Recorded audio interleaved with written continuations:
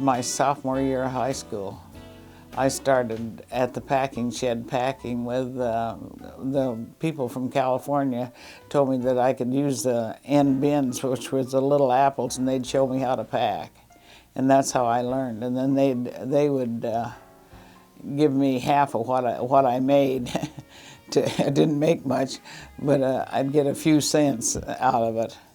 At that time, the last time I packed, I think I only got 1.50 cents a box.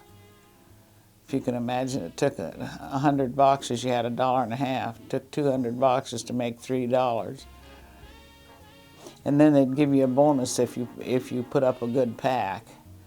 Of course, I wasn't hired by them. The California packers put my packs through on their name. But that's how I learned to pack.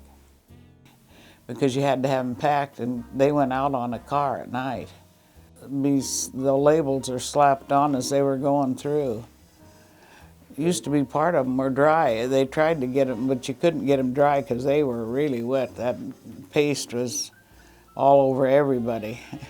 You had that big brush and you had to slap that on, then slap that label on and put the brush over and smooth it out. And the fellow that worked at that steady was covered with paste by night, you know, after working, because they had to go out there. They loaded the cars as you were packing. There was cars stood there all the time. The apples were picked and put in apple boxes out in the orchard.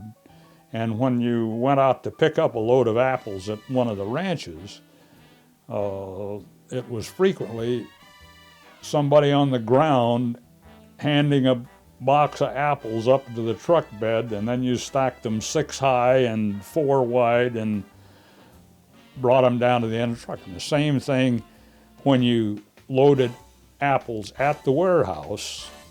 You took them off the truck with a hand truck, 6 boxes at a time, sometimes 7 boxes high, which was above the height of the truck.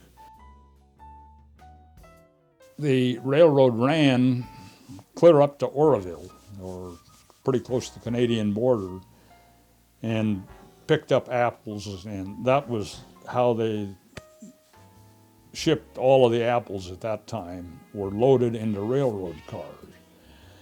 And they would be loaded out of the cold storage directly into a rail car